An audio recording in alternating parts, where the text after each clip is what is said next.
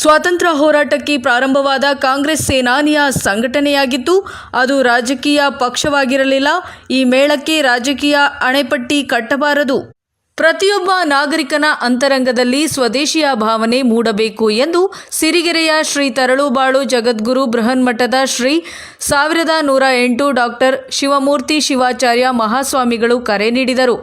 ಚಿತ್ರದುರ್ಗ ನಗರದ ಸರ್ಕಾರಿ ವಿಜ್ಞಾನ ಕಾಲೇಜು ಮೈದಾನದ ಶ್ರೀ ಜಗದ್ಗುರು ಶ್ರೀ ಜಯದೇವ ಮುರುಘರಾಜೇಂದ್ರ ಕ್ರೀಡಾಂಗಣದಲ್ಲಿ ಆರಂಭವಾದ ಸ್ವದೇಶಿ ಜಾಗರಣ ಮಂಚ್ ಆಯೋಜಿಸಿರುವ ಸ್ವಾವಲಂಬನೆಯ ಪರಿಕಲ್ಪನೆ ಸ್ವದೇಶಿ ಮೇಳದ ಸಾರ್ವಜನಿಕ ಉದ್ಘಾಟನಾ ಸಮಾರಂಭದ ದಿವ್ಯ ಸಾನ್ನಿಧ್ಯವನ್ನ ವಹಿಸಿ ಮಾತನಾಡಿದ ಶ್ರೀಗಳು, ಈ ಕಾರ್ಯಕ್ರಮ ಬಿಜೆಪಿ ಪಕ್ಷದ ಕಾರ್ಯಕ್ರಮವಾಗಿದೆ, ಕಾಂಗ್ರೆಸ್ ಪಕ್ಷದ ಕಾರ್ಯಕ್ರಮವಾಗಿ ಏಕೆ ಉಳಿದಿಲ್ಲ ಎಂದು ಸಾರ್ವಜನಿಕರು ಪ್ರಶ್ನಿಸಿಕೊಳ್ಳಬೇಕು.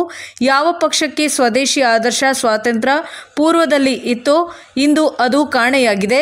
ಇಂದು ಉದ್ಘಾಟನೆಗೆ ಚರಕವನ್ನ ಇಟ್ಟಿದ್ದೀರಿ, ಅದು ಸ್ವಾತಂತ್ರ್ಯ ಭಾವನೆಯ ಸಂಕೇತ, ಕಾಂಗ್ರೆಸ್ ಸಂಕೇತವಲ್ಲ. ಇನ್ನು ಮುಂಬರುವ ಸ್ವದೇಶಿ ಮೇಳದಲ್ಲಿ ಕಾಂಗ್ರೆಸ್ ಪಕ್ಷದವರು ಸೇರುವಂತಾಗಬೇಕು ಎಂದರು.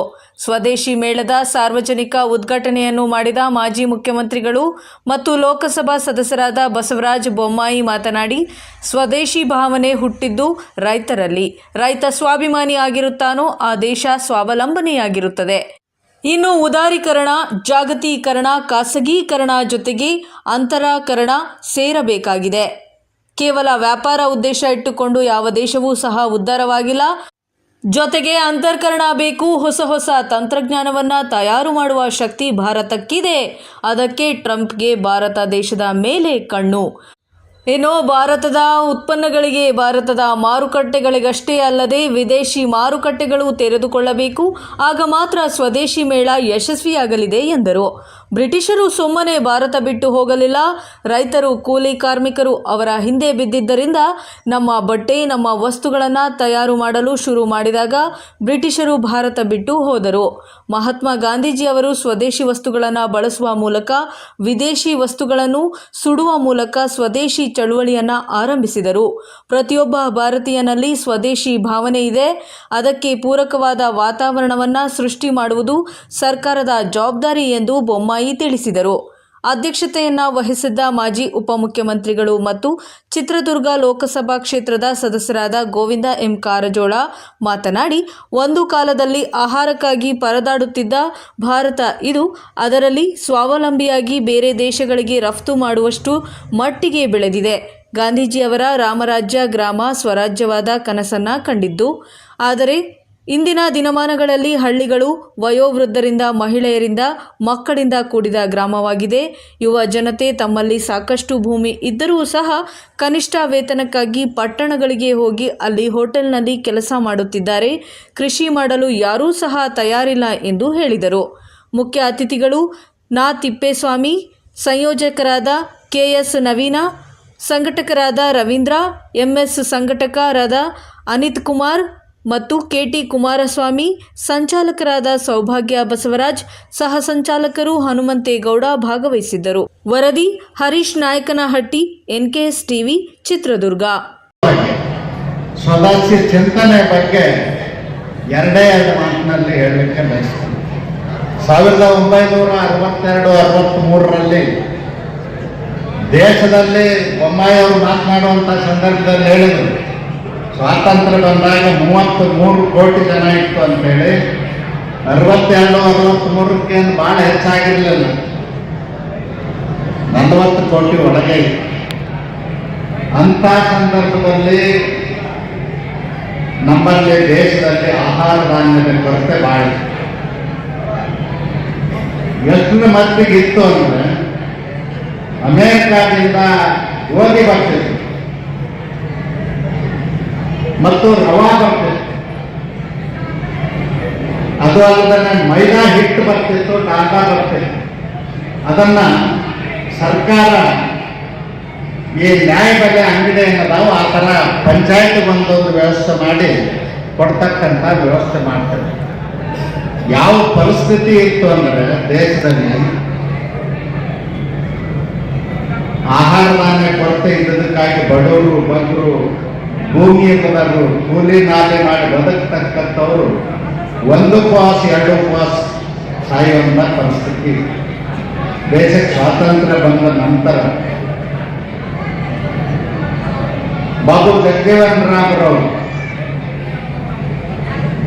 ಮಾಡಿದಂಥ ಕ್ರಾಂತಿ ಅನ್ನೋದು ಹಸಿರು ಕ್ರಾಂತಿ ಅಂತೇಳಿ ಆಗಿನಿಂದ ದೇಶದಲ್ಲಿ ನೀರಾವರಿ ಸೌಲಭ್ಯಗಳು ಹೆಚ್ಚಾದವು, ಆಹಾರ ಧಾನ್ಯ ಉತ್ಪನ್ನ ಹೆಚ್ಚಾಯಿತು.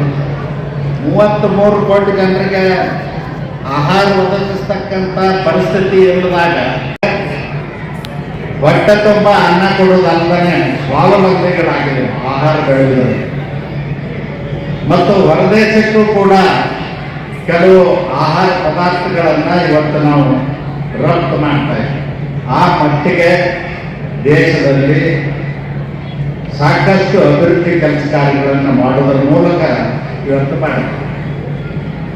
ಸ್ವಾತಂತ್ರ್ಯ ಬಂದಂಥ ಸ್ವಾತಂತ್ರ್ಯ ಪೂರ್ವದಲ್ಲಿ ಸ್ವಾತಂತ್ರ್ಯ ಸೇನಾನಿಗಳಾಗಿ ತಮ್ಮ ಇಡೀ ಜೀವನವನ್ನೇ ಮುಡುಪಾಗಿಟ್ಟಿರ್ತಕ್ಕಂಥ ಸ್ವಾತಂತ್ರ್ಯ ಸೇನಾನಿಗಳ ಕನಸಿದೆ. ಭಾರತ ದೇಶ ಸ್ವತಂತ್ರ ಆಗಬೇಕು, ಬ್ರಿಟಿಷರ ಕಪಿಮುಷ್ಟಿಯಿಂದ ಬಿಡಿಸಿ ಜನರು ಸ್ವಾವಲಂಬಿಗಳಾಗಿ ಬದುಕೋದ್ರ ಜೊತೆಯಲ್ಲಿ ಗ್ರಾಮ ಸ್ವರಾಜ್ಯ ಮತ್ತು ರಾಮರಾಜ್ಯದ ಕನಸನ್ನು ಕಂಡಿತು. ಈ ಜಾಗರಣ ಕಾರ್ಯಕ್ರಮ ಕಾಂಗ್ರೆಸ್ ಪಕ್ಷದ ಕಾರ್ಯಕ್ರಮವಾಗಿ ಏಕೆ ಉಳಿದಿಲ್ಲ ಅನ್ನೋ ಪ್ರಶ್ನೆಗೆ ಪಕ್ಷಾತೀತವಾಗಿರ್ತಕ್ಕಂಥ ಜನರು ಉತ್ತರ ಕೊಡ್ತಾರೆ.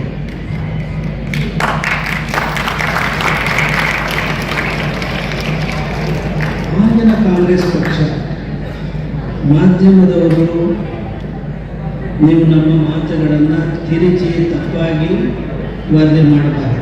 ಇದೊಂದು ನೈಜವಾದಂಥ ನಮ್ಮ ಅಂತರಂಗದಿಂದ ಬಂದಂಥ ಪ್ರಶ್ನೆ ಇದೆ.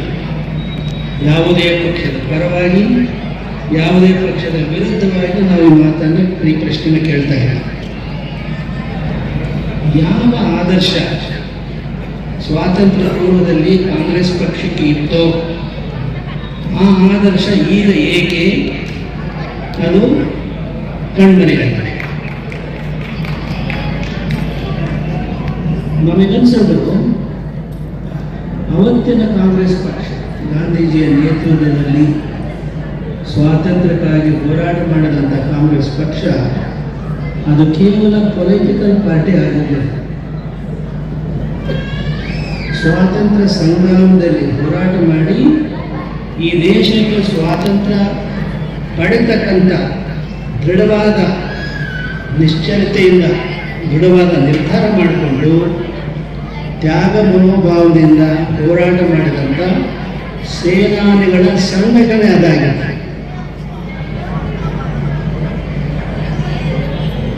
ಸ್ವದೇಶಿ ಮೇಳ ಇದು ಒಂದು ಪಕ್ಷದ ಕಾರ್ಯಕ್ರಮವಾಗಿ ಇರಬಾರ್ದು. ಯಾರಾದರೂ ಮಾಡಬೇಕು, ಮುಂದುವರಿಸಬೇಕು ಅಂತ ಬಿಜೆಪಿ ಪಕ್ಷ ಮುಂದೆ ಬಂದರೆ ಅದಕ್ಕೊಂದು ಹಣೆ ಪಟ್ಟಿ ಹಚ್ಚಬಾರದು.